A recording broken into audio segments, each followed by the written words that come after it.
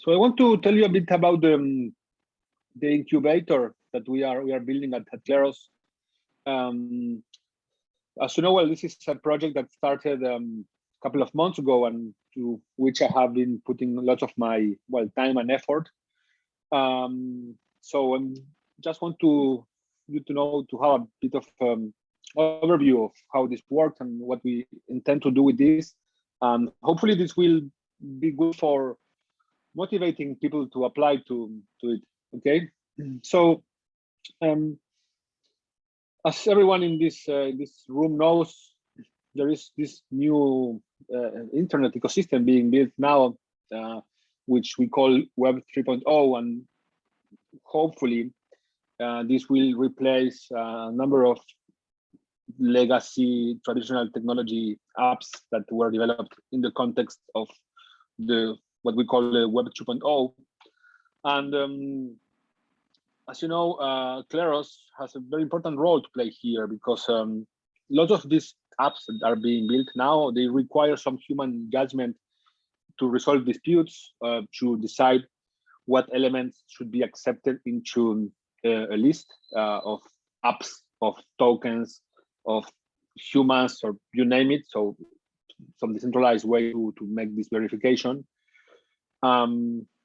So Kleros' idea, the vision of us as a project, is to become this human layer for this resolution that will be an important part of the infrastructure of the Web 3.0.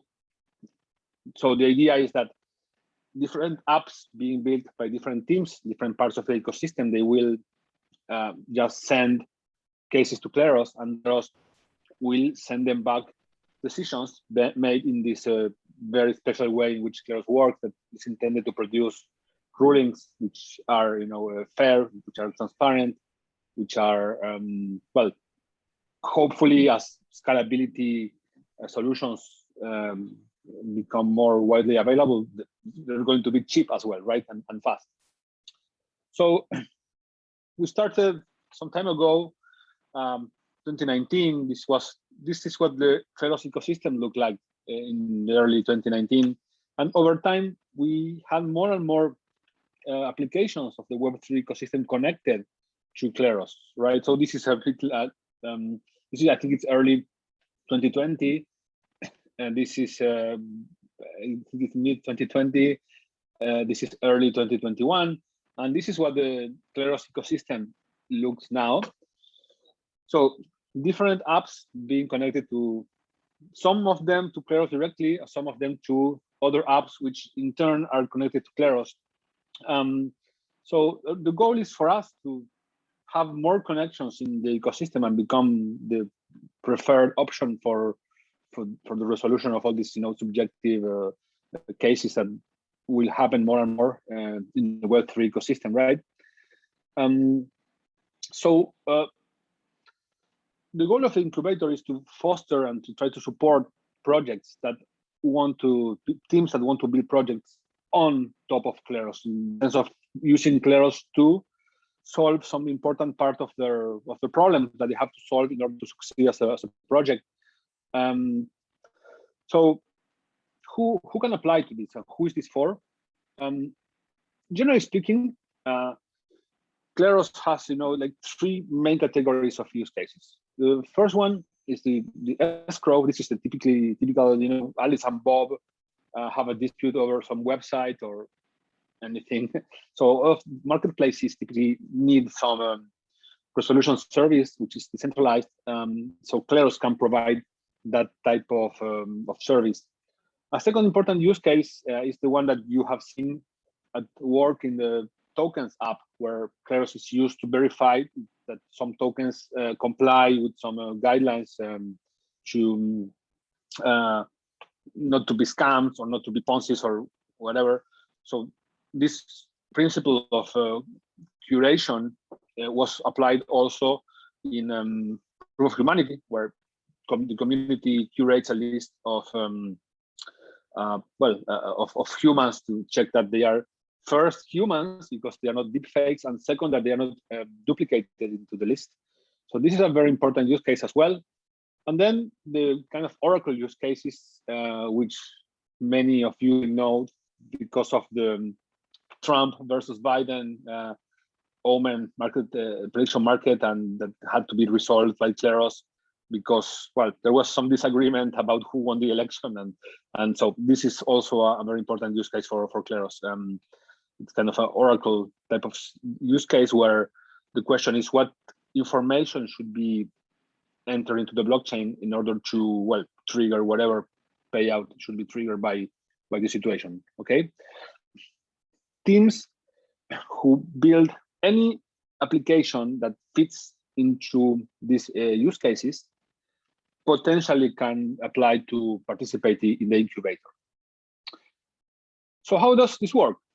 So first, of course, you have to apply, and then you will go through an interview, and then if you are accepted, then you will be part of a program where you will have like 12 sessions that will help you in moving from, you know, current situation where you are now and moving to more clarity in your business concept, more building stuff into your app, and also better, you know, communications in order and materials that will help you raise some funds for this to become a sustainable, you know, project, right? So you will have strategy workshops, prototyping, and of course lots of assistance with your smart contracts and with the design of your app, with how to implement this design into a Web3 environment, and some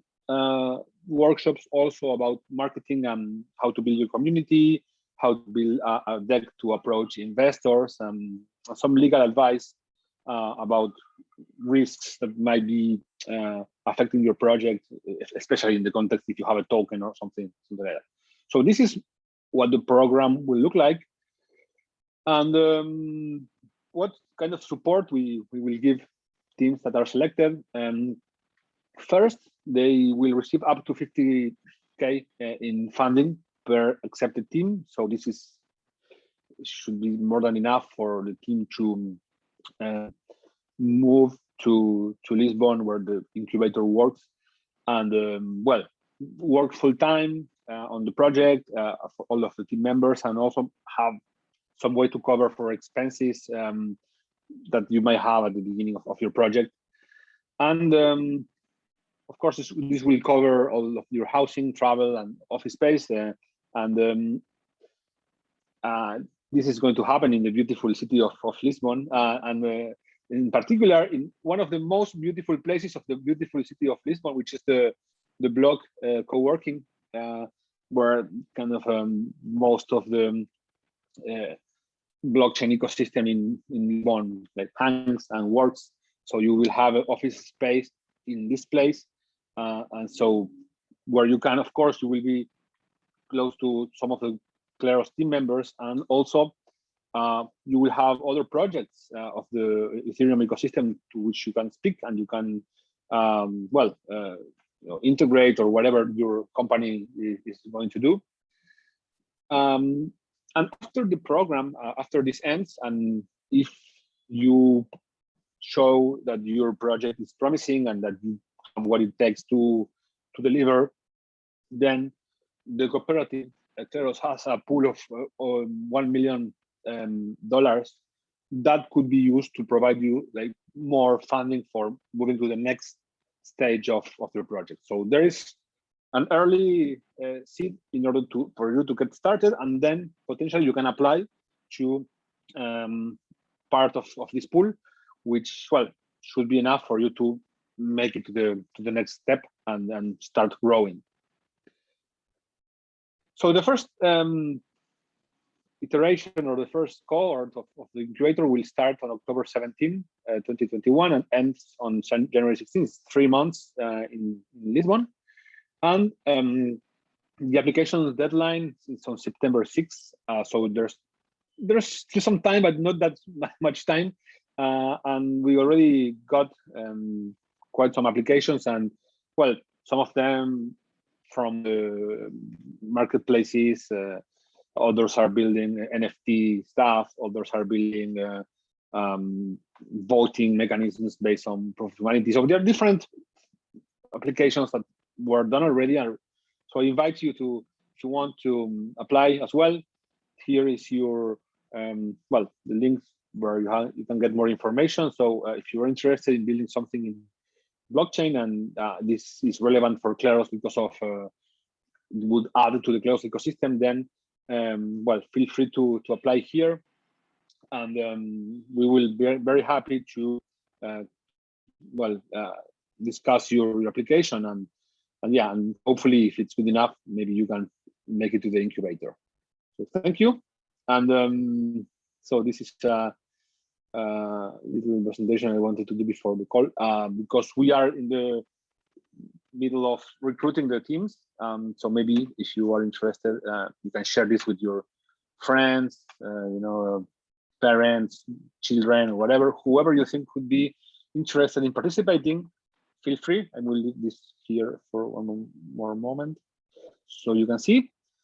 And any question about the incubator? Anything you want to discuss about this?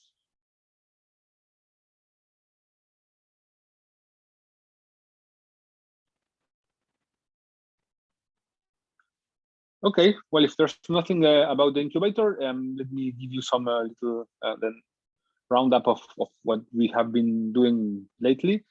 For me, well, basically most of my time is now working into this incubator. It's this means, you know, interviewing teams, reviewing applications.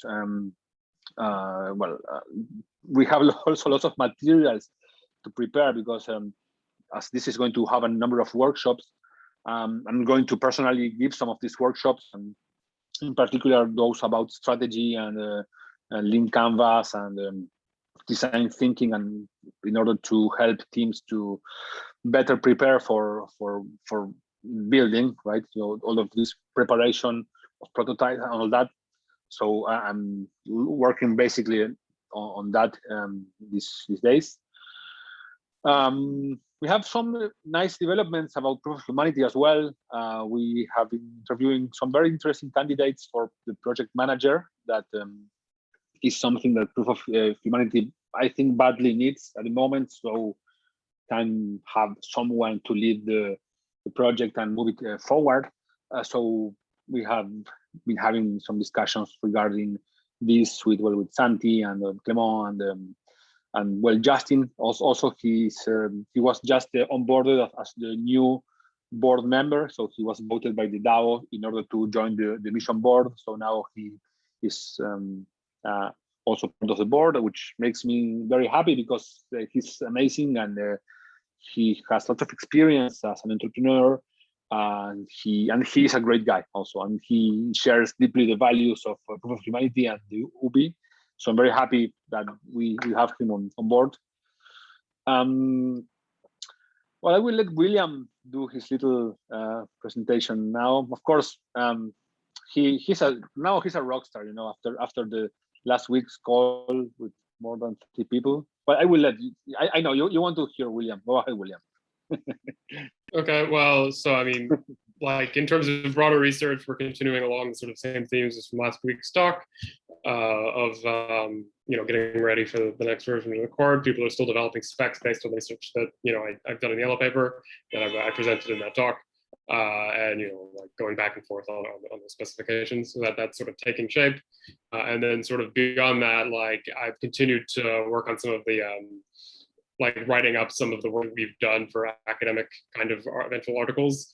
So something like the social choice theory work that we've done on like what are kind of the phenomenon that you observe when you have shelling game systems that have multiple choices, kind of borrowing and developing off of kind of, you know, the same kind of voting theory results that people like classical social choice theorists have developed in the past few decades for sort of normal, quotes, normal elections.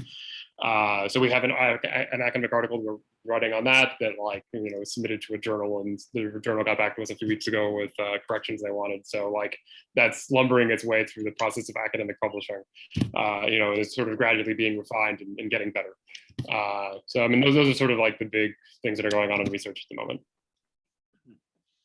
Good, thank you, William. Another very interesting thing that is going on in development-wise is that we are starting, well, as you know, we are already working on the Kurt 2.0, which is the new version of the Kurt that is based on, well, William's research on social choice theory, all of the scalability, improvements that, well, he discussed last week, and about, roll-ups and all that. So that should help us to first increase the number of the variety of cases that Kleros can resolve, because of cases where there are different more than one option, more than two options, and then they can be ranked. So this is everything that William discussed last week, and also it's meant to make Kleros cheaper because of well, of all the scalability solutions that are embedded into it. So that's one thing that now what we are doing now, and what is basically Clement's job during the past days and week is well, translating all of this research that is in the yellow paper into, well, the specs in order to build the new version of the Kurt.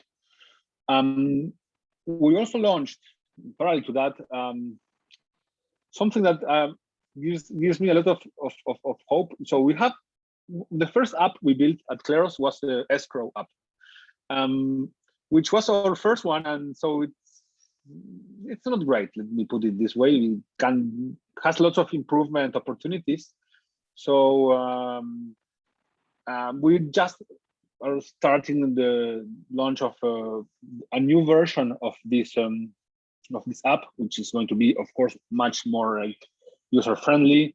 And yeah, and I think that's something that I'm very happy, because this is a very good use. I think there are really good use cases for this escrow, and we never got much of yeah, it always was like behind yeah, let's fix the escrow. Oh, but we have these tokens up now, let's do this. Oh, but so there was always something. But now we finally found the resources, and of course this is because the team is larger now and we have more engineering resources to do it. So I'm very happy to have launched these past days this new version of the escrow. So that's very exciting. Let me think.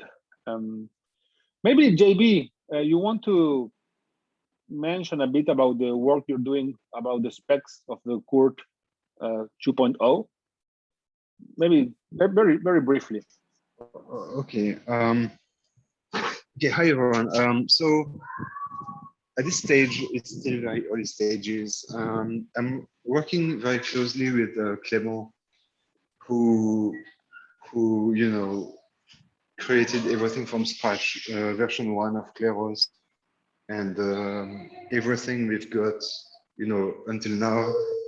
So I've been basically brainstorming with Clement, and we are basically working out an architecture that would enable Kleros to provide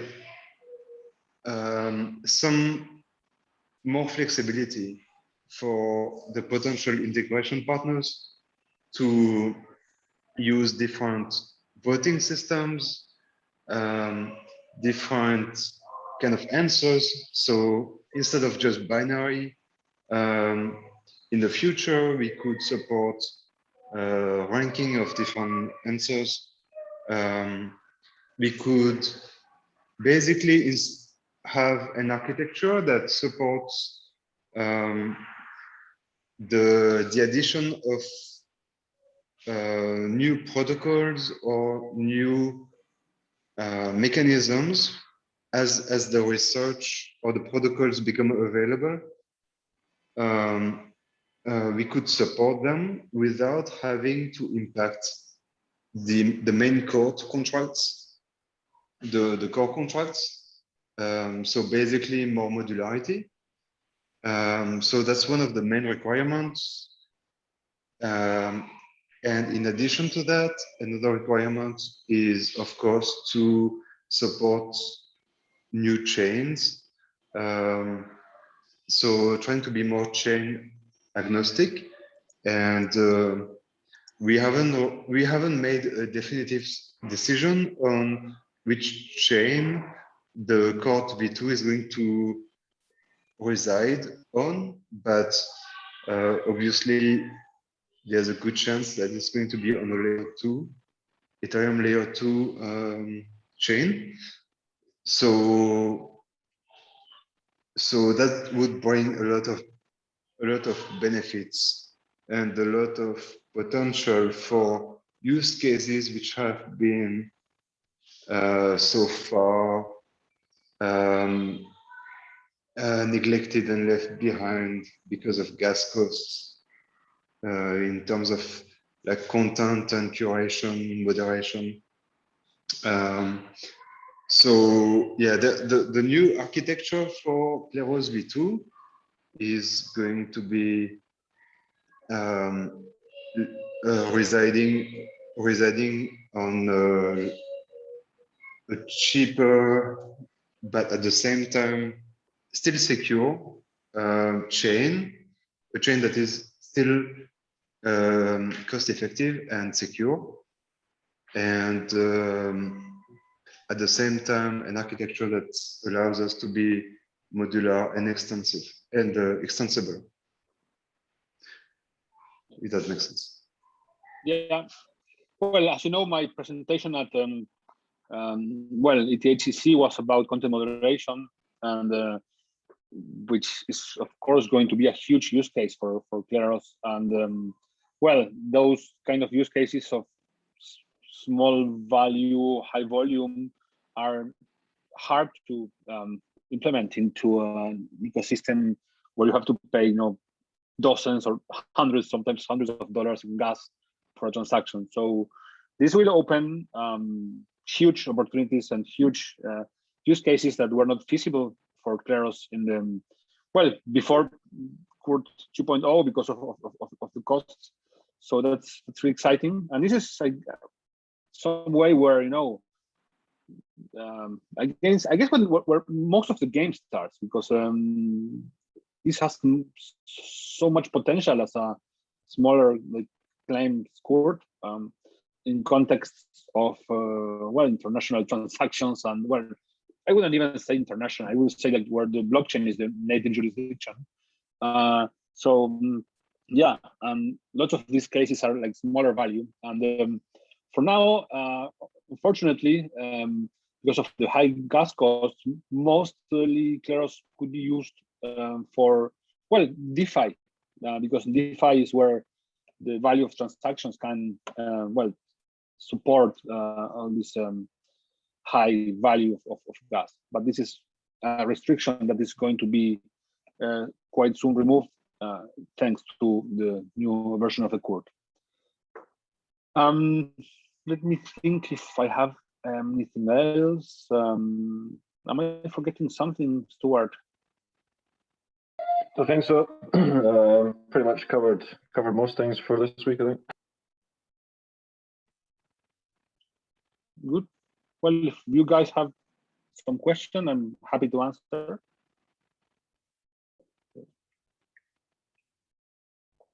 And we could also add to the trivial but interesting point that we have a team battle against API 3 in Age of Empires, and we'll probably have a prediction market on it as well. So we'll make a prediction market, and you can bet on if Kleros or API 3 are going to win the game of Age of Empires. It's just a fun weekly thing we have sometimes. There's nothing to get crazy excited about, but worth mentioning. But using prediction markets in gaming, basically, that's the what happens if there is a dispute on who won the game?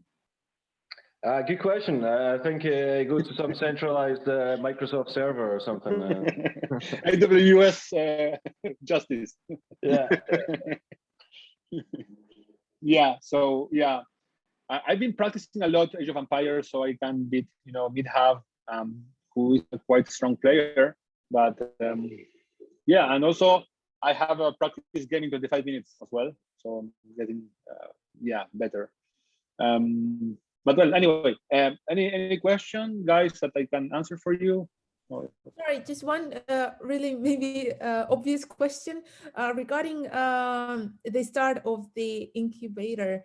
When does it all start? Because I know it's it's scheduled. It's 12 weeks in total, is it? I was just wondering, Yeah. is the date of the start of it all? October 17. Oh, sorry. So also we try to put the start with there's going to be a quite interesting event in Lisbon this year, Ethereum Lisbon. They're going to make a like Lisbon blockchain week. So we try to put the start of the program when that happens. So the teams that are accepted, they can also interact with other teams that are going to be in Lisbon, and so this is really good for their networking.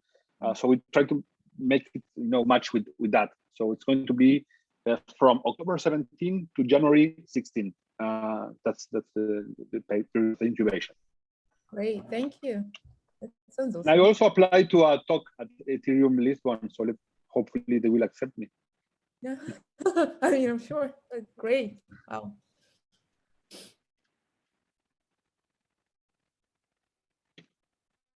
Any other question?